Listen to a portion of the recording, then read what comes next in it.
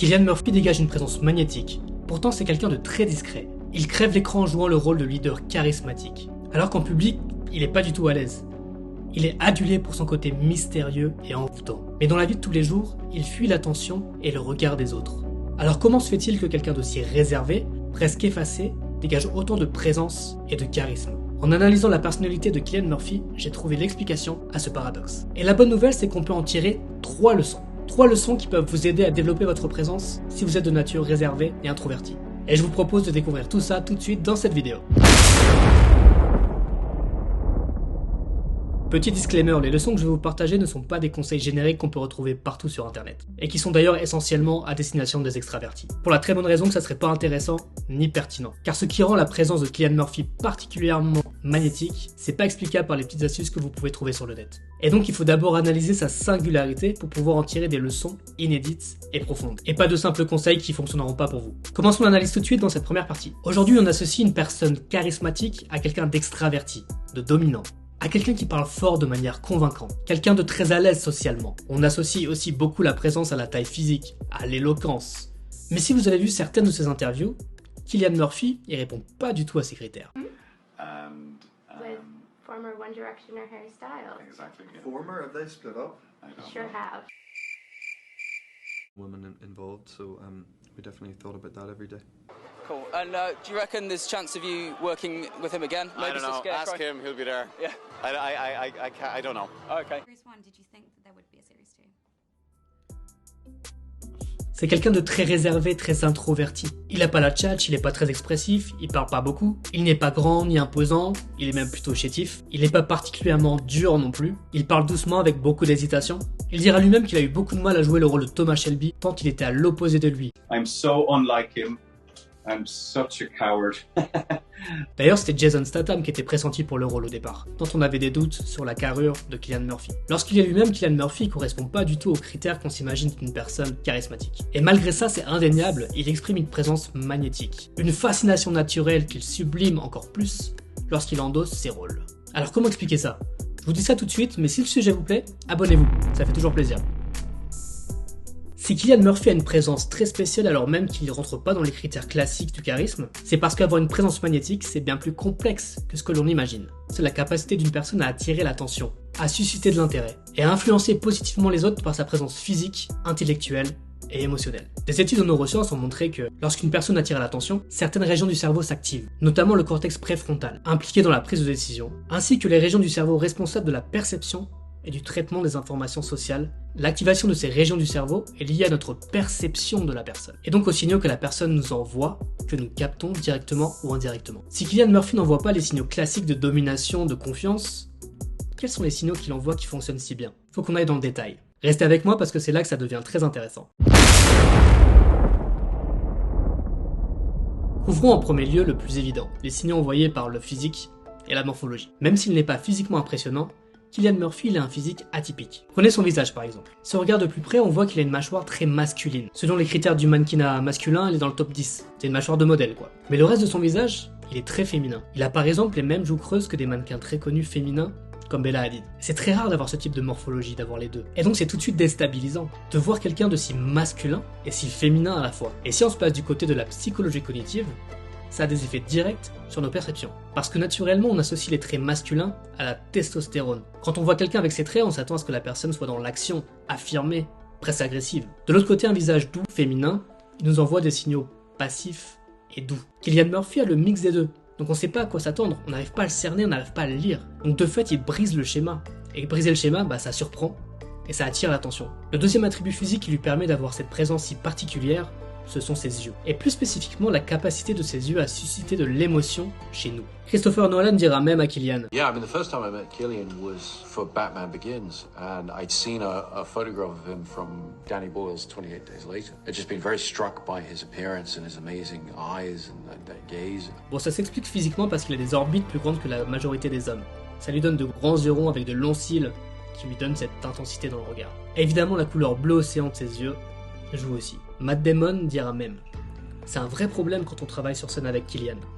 Parfois, vous vous retrouvez à nager dans ses yeux bleu océan. Si les couleurs plus rares comme le bleu attirent forcément l'attention, il y a une autre explication issus de la psychologie. Selon une étude menée par le journal PLOS, la couleur des yeux a un impact sur ce qu'on va penser de la personne. Par exemple, l'étude suggère que les répondants jugent que les personnes aux yeux foncés sont plus dignes de confiance, et que les personnes qui ont des yeux bleus sont plus souvent associées à des personnes sexy ou qui aiment essayer de nouvelles choses. Mais le plus intéressant, c'est que malgré que la couleur préférée des yeux des répondants de l'étude soit le gris, 47% d'entre eux ont répondu qu'ils choisiraient d'avoir les yeux bleus et non gris s'ils avaient le choix. Et ça, c'est directement lié aux influences culturelles.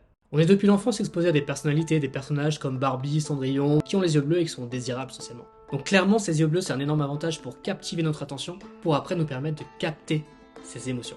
Tout son talent, ça a été de savoir comment exploiter ses yeux pour faire passer les émotions, pour exprimer ce qu'il ressent de manière très fine et profonde. Ça renforce automatiquement l'intérêt et l'attention vers cette personne. Ses yeux sont une fenêtre sur l'âme des personnages qu'il joue. Ils recèlent les informations que notre cerveau recherche activement. En tant qu'introverti, réfléchir en silence, élaborer des stratagèmes sans parler, on le fait instinctivement. Et c'est pour ça que Cillian Murphy excelle dans cet exercice. Le dernier attribut physique qui contribue à le rendre si magnétique, c'est sa voix. Une voix grave influe sur la façon dont on perçoit l'information. Voici comment ça se produit du point de vue des neurosciences. Il y a d'abord une résonance émotionnelle. Les voix graves et profondes ont tendance à résonner dans le corps et à produire des basses fréquences. Ces basses fréquences peuvent générer une sensation de puissance et d'autorité. I am chosen. I'm chosen. Can the chosen one smoke? Une voix grave est aussi associée à la force, la stabilité, la confiance. Cette perception d'autorité grâce à sa voix, elle contribue à donner une assise à la présence de Cillian Murphy. Mais des acteurs aux yeux bleus, il y en a à l'appel. Des hommes à la voix grave, il y en a des millions aussi. Et c'est pas parce qu'on a certaines prédispositions physiques qu'on va automatiquement en tirer profit. Si on ne sait pas les exploiter, elles ne servent à rien. Et toute la force de Cillian Murphy, les raisons de sa présence si mystique, c'est qu'il a réussi à exploiter tout ça. Et ça, c'est le résultat de choix, de décisions en son contrôle. Et ce sont ces choix qui l'ont fait devenir un des plus grands acteurs du XXIe siècle. Mais justement, quels sont les choix qu'il a faits pour arriver à tout ça ? Pour exploiter avec autant de brio ses qualités et sa personnalité, Cillian Murphy a trouvé la vocation parfaite. Pour lui, celle d'être acteur. C'est au lycée qu'il découvrira la scène au cours d'un module de théâtre. Après ce module, quelque chose se passe, et il dira qu'il voudra sans cesse retrouver ce sentiment d'être pleinement vivant. En gros, il a trouvé ce qui nourrissait le feu intérieur chez lui. Même s'il commence des études de droit après, il revient vers sa passion, et ça a été la plus belle décision de sa vie. Et c'est en étant pleinement vivant qu'il peut montrer l'étendue de son talent, qu'il peut s'épanouir et impressionner. Donc sa première grande décision, ça a été d'aller vers sa passion, vers ce qui l'anime, car il a compris que c'est là où il pouvait vraiment exprimer toutes ses forces, toutes ses qualités. La deuxième décision importante de Cillian Murphy, c'est d'avoir choisi des rôles qui lui correspondent. Des rôles et des scénarios intéressants où il est sûr qu'il puisse exprimer ses qualités. Pour choisir ses rôles, il tire profit de sa grande capacité d'empathie. Pour pouvoir se projeter dans la peau du personnage, là où beaucoup d'acteurs basent leurs décisions sur le screen time, pour être le plus possible à l'écran, Cillian Murphy fait complètement l'inverse. Il ne court pas après l'attention et les gros titres, mais après les rôles qui peuvent lui correspondre, les rôles qui ont assez de complexité pour lui. Puis une fois qu'il décide de se lancer dans un rôle, il utilise sa singularité. Puisque les rôles qu'il choisit de jouer ont le niveau de complexité qui lui correspondent, il a toute la latitude pour jouer avec ses qualités intrinsèques. Faire parler ses yeux en silence pour exprimer des émotions fortes, poser sa voix grave pour donner de la profondeur et de l'autorité au message, jouer de son calme mystérieux pour tenir le spectateur en haleine. Il excelle dans ses rôles car ils sont connectés à ses qualités. Si ses rôles étaient trop simples, trop superficiels, il n'aurait jamais pu jouer autant sur les émotions, le silence. Même son rôle dans 28 jours plus tard, qui est un film d'horreur, a une certaine complexité. C'est sa singularité, sa profondeur, sa complexité qui donne au personnage qu'il joue une puissance d'attention exceptionnelle. Films that I really, the ones that are close to my heart, I guess, are the dramatic ones, you know, and the pieces of, generally not just films, like pieces of art and literature and everything, they tend to be the ones, I think, where the stakes are raised. And to me, that is drama. Yeah. The greater the stakes, the greater the drama. Completely. And that to me is more compelling to watch, and that's, I guess, the sort of material that I'm drawn to. Si la personnalité de Cillian Murphy apporte énormément aux personnages qu'il joue, le fait de jouer ces personnages lui apporte à lui-même tout autant. Ses rôles ont été le canal parfait pour exprimer naturellement ses propres qualités, ce qui est, quand on est introverti, très complexe. Et en tant qu'homme, il n'est pas forcément à l'aise dans sa peau. Mais dans la peau d'un personnage, il peut s'exprimer plus librement. Il peut exprimer tout ce qu'il se refuse à exprimer dans la vie réelle. Ses côtés les plus sombres, les plus profonds, que la société n'accepterait pas de voir si ce n'était pas du cinéma.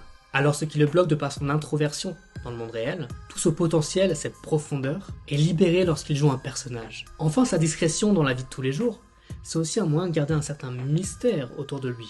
c'est un moyen d'éviter d'être mis dans des cases. Ce mystère, il a joué en sa faveur parce qu'il lui a permis de jouer plein de rôles différents sans jamais avoir été catalogué en amont. Sa discrétion lui donne une aura puissante qui lui confère à chacune de ses rares apparitions une présence presque mystique. Alors qu'est-ce que l'expérience et la personnalité de Cillian Murphy nous apprend sur comment développer sa présence? C'est le moment d'en tirer les 3 leçons.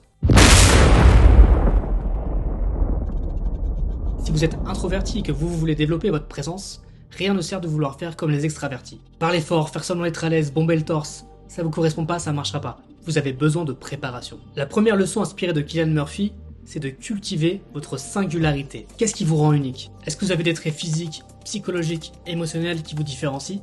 Et je parle pas forcément de qualité ici. D'ailleurs, Edith Piaf disait « Utilisez vos défauts et vous serez une star ». L'important, c'est identifier ce qui vous caractérise profondément. Il y a différents moyens d'arriver à ces réponses. Faire une introspection, se demander pourquoi on l'est reconnu, regarder dans le passé ce qui nous a valu de l'attention, demander à ses amis, à ses proches, et même faire un bilan de compétences, pourquoi pas. Le but est de se comprendre pour ne pas copier des attitudes qui ne nous correspondent pas. Et donc, comme Cillian Murphy, pouvoir faire le bon choix des rôles à adopter selon les situations et le contexte. La deuxième leçon, c'est de trouver la flamme, le moteur de votre expression. Comme on l'a dit plus tôt, avoir de la présence, c'est exprimer quelque chose de fort aux autres.